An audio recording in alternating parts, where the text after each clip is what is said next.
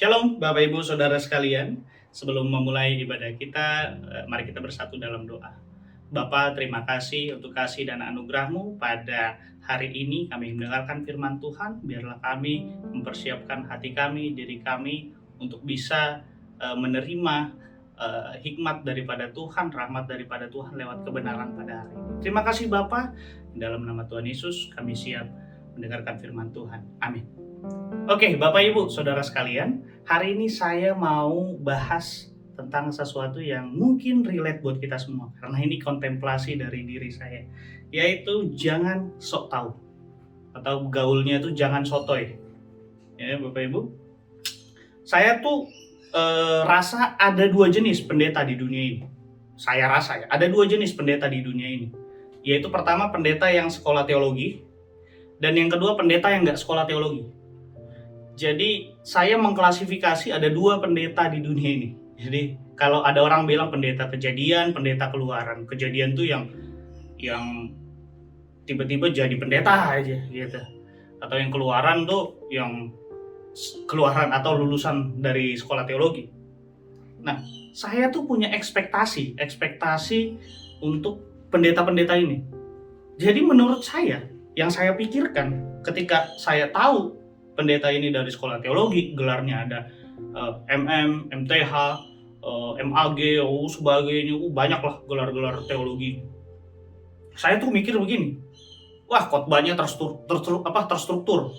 Jadi dari A, B, C, cantik banget. Pokoknya ini sistematis banget lah khotbahnya. Gitu. Nggak berantakan, nggak dari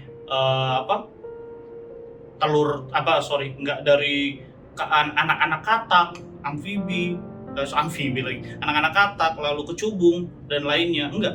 Tapi ini benar-benar dari gimana proses bertelurnya, proses pembuahan, ada berapa banyak yang bisa dibuahi oleh katak ini, lalu juga sampai daripada katak dewasa gitu. Jadi prosesnya ada indah banget gitu.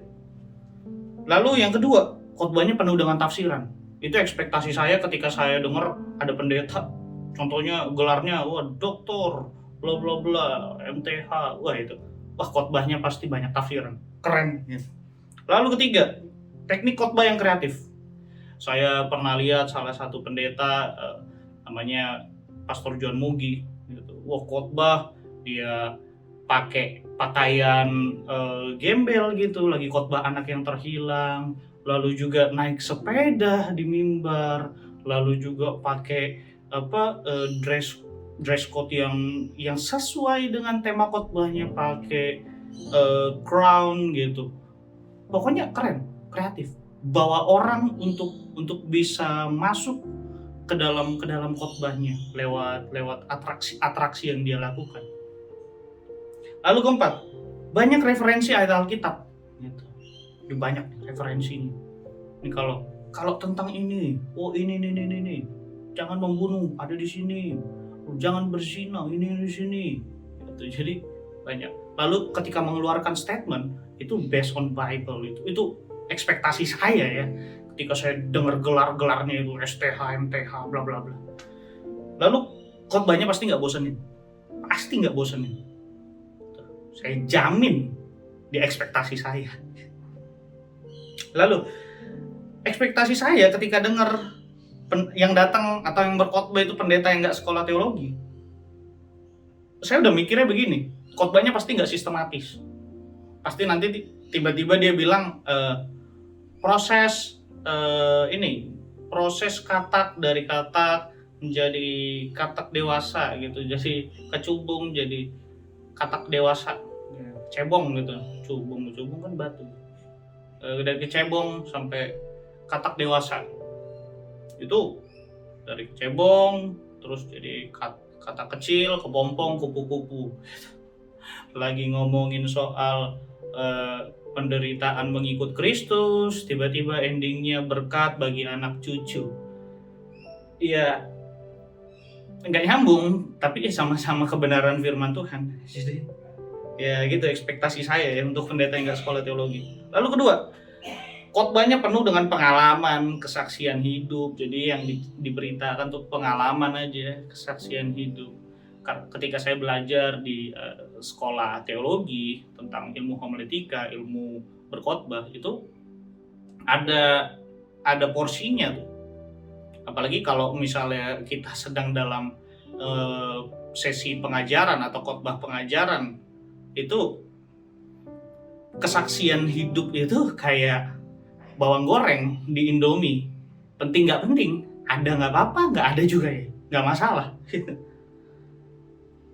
Jangan kebanyakan ya. Tapi itu ekspektasi saya untuk pendeta yang nggak sekolah teologi. Lalu selanjutnya, khotbahnya apa adanya. Nggak ada teknik-teknik, nggak ada apa, khotbah aja, kesaksian. Gitu. Yang paling seneng apa? Kesaksian aja. Lalu 4, asal comot ayat.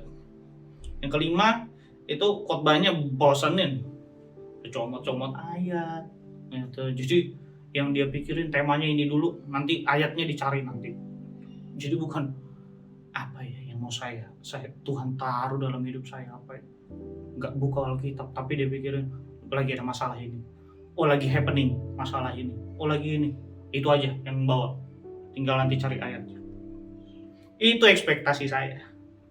Nah, akibat dari sok tahu ini, saya itu menciptakan asumsi saat pendeta itu berkhotbah. Kalau saat ada pendeta berkhotbah, lalu saya lihat, kalau dia dari sekolah teologi, saya udah sotoy-sotoy nih. Kan saya juga lulusan sekolah teologi, jadi saya sotoy-sotoy, ya kan? Sekali selamat tetap selamat. Oh, Calvin nih. Sesat. Inggir. Ngomong lagi keselamatan itu harus disertai dengan perbuatan keselamatan itu harus disertai juga dengan perbuatan baik. Lutheran nih, gabungan lagi Armenian nih. Wah, saya udah klasifikasiin, udah kotak-kotakin, sesat. Jadi wah, itu bikin saya berasumsi dan bikin barrier di situ, bikin tembok besar yang sehingga susah banyak kebenaran masuk, susah Tuhan mau bicara dalam hidup saya, susah. Apalagi ketika kita dengar pendeta yang kesaksian mulu. Padahal mungkin di dalam kesaksiannya itu Tuhan lagi bicara personal sama saya, tapi saya nggak mau dengerin karena di otak saya kesaksian. Nah itu kan kesaksian Anda, bukan untuk saya, itu untuk Anda. Gitu. Berkat Tuhan untuk Anda, kesaksian Anda. Anda mau bagikan untuk menguatkan orang, saya nggak butuh dikuatkan. Gitu asumsi saya dulu. Lalu yang kedua, memengaruhi minat dalam mendengarkan khotbah. Jelas banget nih, ketika kita nggak setuju dengan statement pendeta-pendeta tersebut, mau yang sekolah teologi, nggak sekolah teologi, itu nanti mempengaruhi minat kita dalam mendengarkan khotbah. Kalau kita udah dengar gitu, tiba-tiba bilang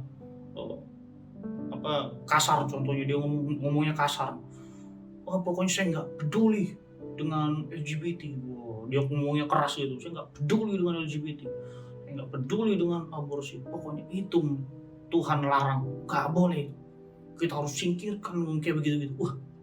Keras-keras kayak gitu kan, kita jangan dong. Kita sebagai orang-orang yang humanis gitu, kita yang kemanusiaan dijunjung tinggi itu, jangan begitu dong. Sama-sama manusia, kita makan nasi, jangan dong Pak gitu. Jadi udah malas denger, ini terlalu ini ekstrim gitu. Atau nanti tiba-tiba bilang kayak, alah kesaksian mulu, bosan gitu. Padahal gue mau belajar sesuatu. Itu tuh orang-orang yang sok tahu tuh gitu. Jadi ada dua ya, menciptakan asumsi saat berkhotbah lalu memengaruhi minat. Itu bahaya tuh sotoy. Hal ini sama dengan ketika kita sok tahu dengan maunya Tuhan, kehendaknya dalam hidup kita. Ini sama persis. Contohnya ketika ada hal baik dalam hidup kita, tiba-tiba bos, manajer kita atau orang-orang di sekitar kita kayak kasih bonus ke kita, kasih hadiah ke kita, kayak wah gitu. Kita anggapnya kayak ya karena relasi gitu. Kita nggak tahu kalau misalnya ternyata Tuhan yang gerakan mereka untuk kasih kita kado, kasih kita bonus gitu kan. Tapi kita kayak, oh iya, saya deserve gitu, karena saya kerjanya bagus, saya deserve, saya kasih kamu hadiah ulang tahun lalu. Jadi kita anggap itu biasa saja. Tapi ketika ada hal buruk menimpa kita, kita anggap itu dari Tuhan. Ada accident, mobil keserempet dan lainnya. Tuhan, kenapa sih? Kenapa sekarang? Tuhan, kenapa mobil yang ini? Kenapa nggak mobil yang dulu sebelum yang dijual? Atau tunggu dong Tuhan, ini mau dijual nih mobilnya, serempet aja. Jadi nyalahin Tuhan. Kita nggak tahu nih apa maunya Tuhan dalam hidup kita, karena kita jadi orang-orang yang sok tahu. Yeremia 29 ayat 11 bilang gini, sebab aku ini mengetahui rancangan-rancangan apa yang ada padaku mengenai kamu. Demikianlah firman Tuhan, yaitu rancangan damai sejahtera dan bukan rancangan kecelakaan, untuk memberikan kepadamu hari depan yang penuh harapan. Jadi ini indah banget nih. Ketika kita tahu kata sebab aku ini mengetahui di sini itu detail ya. Contohnya gini, ketika ada penjual baju, dia cuma tahu dari labelnya di situ. Ini pabrikannya apa nih? Ini produksinya apa nih? Berapa persen cottonnya? Berapa persen woolnya? Berapa persen silknya gitu. Jadi dia cuma tahunya dari tulisan yang ada di baju itu. Nggak boleh di iron, nggak boleh di apa. Dia cuma tahu begitu. Tapi orang yang invent itu menciptakannya itu beda cerita. Dia bilang, oh iya, memang tulisannya di situ 80% cotton atau 100% cotton, tapi nggak bisa 100% cotton. Kalau 100% cotton warnanya nggak bisa masuk begini. Wah, dia lebih expert di situ. Itu karena dia tahu detail. Nah ini nih, Tuhan mengetahui rancangan-rancangan, dia ada blueprint. Dia tahu sampai berapa senti ya, ini harus presisi nih, gini, dia tahu persis. Yang rancangan-rancangan yang ada pada Tuhan mengenai kita semua. Yaitu rancangan damai sejahtera, bukan rancangan kecelakaan, untuk memberikan kepadamu hari depan yang penuh harapan. Tuhan menaruh kepada kita rancangan penuh damai sejahtera. Rancangan damai sejahtera itu proses berpikir Allah untuk segala kebaikan umatnya. Seringkali kita tuh berharap sama Tuhan, kita punya pengharapan sama Tuhan karena kita ditolong Dia, atau kita berharap ditolong Dia. Tapi kita akan belajar dari satu tokoh ini yang berharap meskipun Tuhan belum tolong, Tuhan nggak tolong, ataupun Tuhan sudah tolong, dia tetap berharap sama Tuhan. Namanya Abraham. Nah ini yang akan kita baca kisahnya, mungkin semua orang udah banyak yang tahu. Kejadian pasal 22 ayat 1-13. Setelah semuanya itu Allah mencoba Abraham. Ia berfirman kepadanya, Abraham, lalu sahutnya, ya Tuhan. Firman-Nya, ambillah anakmu yang tunggal itu yang engkau kasihi, yaitu Ishak, pergilah ke tanah Moria dan persembahkanlah di sana sebagai korban bakaran pada salah satu gunung yang akan kukatakan kepadamu.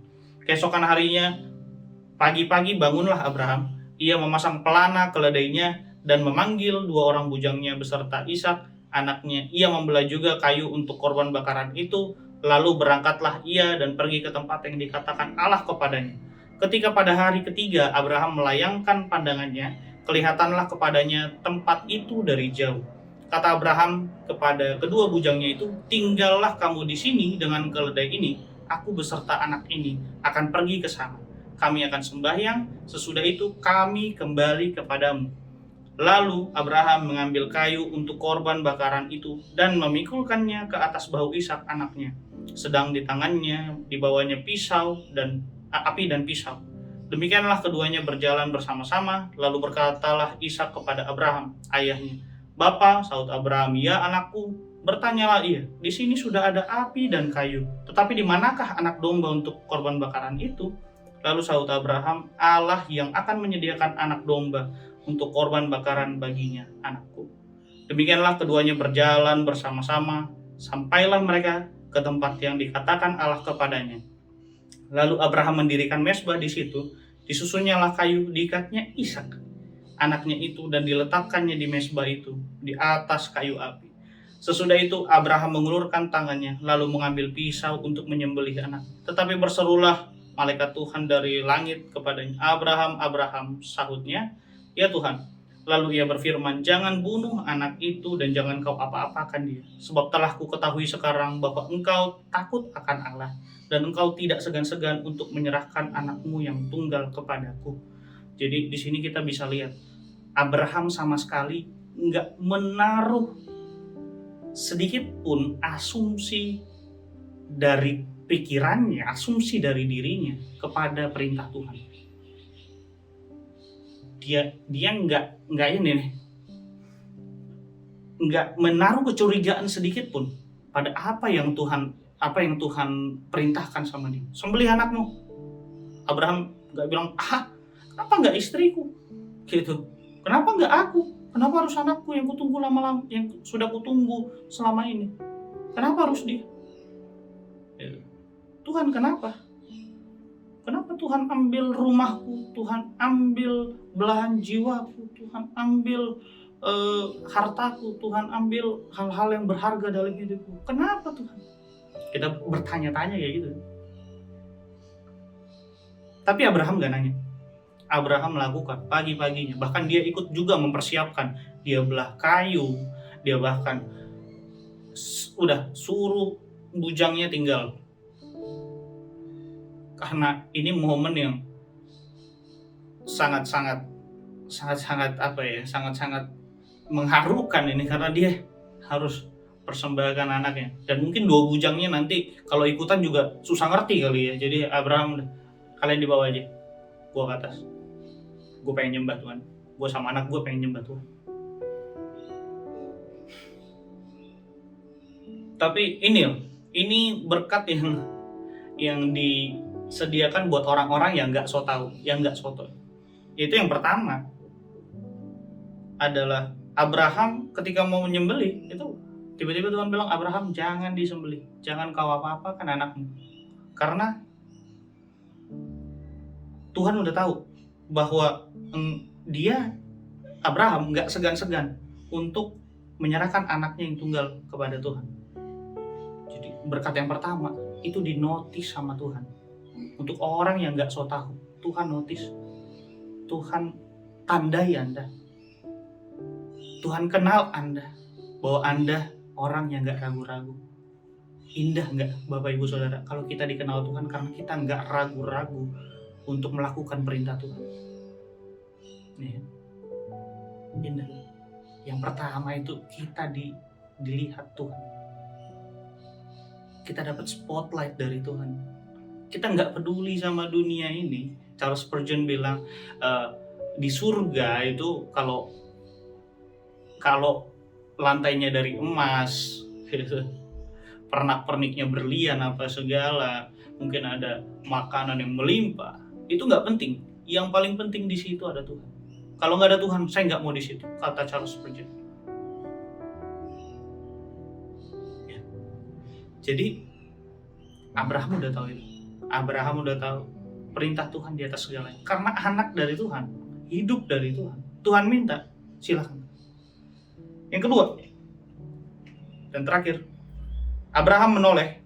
Ayat ke-13, lalu Abraham menoleh dan melihat seekor domba jantan di belakangnya yang tanduknya tersangkut dalam belukar. Abraham mengambil domba itu lalu mengorbankannya sebagai korban bakaran pengganti anaknya. Tuhan sediakan yang terbaik. Bukan cuma yang terbaik, Tuhan sediakan yang sempurna. Bukan cuma baik, bukan cuma terbaik, tapi sempurna.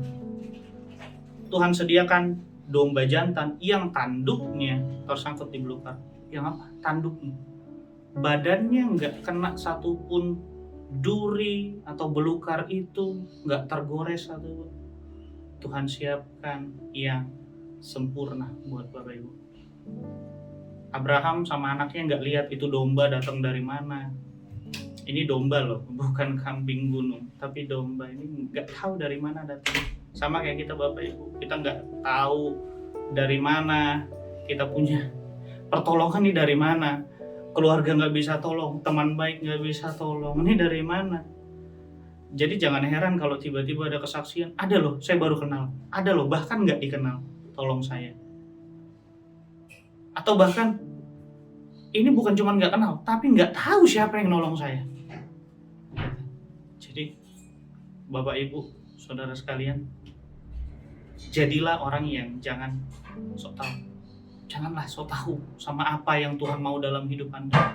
Kalau Tuhan perintahkan tuh jangan sok tahu. Kalau Tuhan lagi bicara sama Anda, jangan sok tahu. Bahkan ketika Tuhan nggak bicara juga sama Anda, jangan sok tahu. Jangan Anda pikir itu suara dari Tuhan. Tiba-tiba ada teman bilang, ikut investasi yuk. Wah, dari Tuhan ini. Lagi butuh duit nih. Jangan sok tahu Bapak Ibu. Biarlah kita jadi orang-orang yang selalu mengandalkan Tuhan, tapi jangan juga kita jadi lebih pintar dari Tuhan karena kita nebak-nebak apa yang Tuhan mau. Mari kita bersatu dalam doa untuk menutup ibadah kita.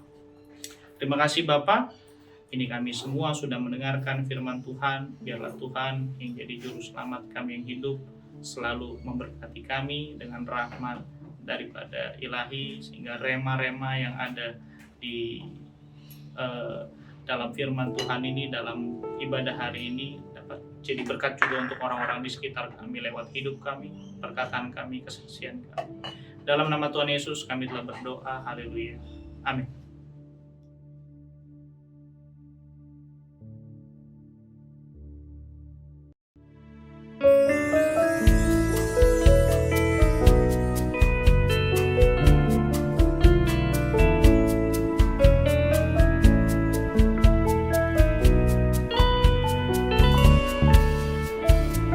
Biar langit tampak suram, kenyataan bias terlihat buram, tapi kasih-Nya Tuhan buat hidupku tentram.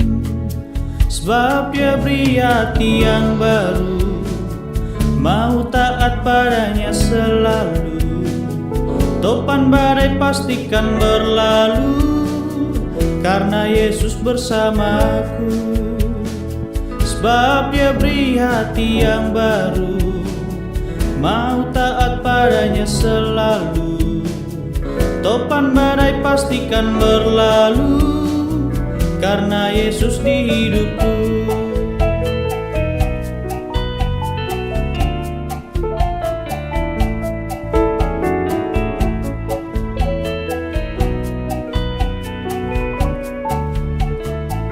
Biar langit tampak suram, kenyataan bias terlihat buram, tapi kasih-Nya Tuhan buat hidupku tentram. Sebab Dia beri hati yang baru, mau taat padanya selalu. Topan badai pastikan berlalu, karena Yesus bersamaku.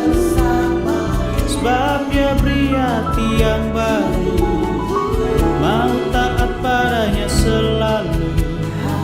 Topan badai pastikan berlalu, karena Yesus di hidupku. Music.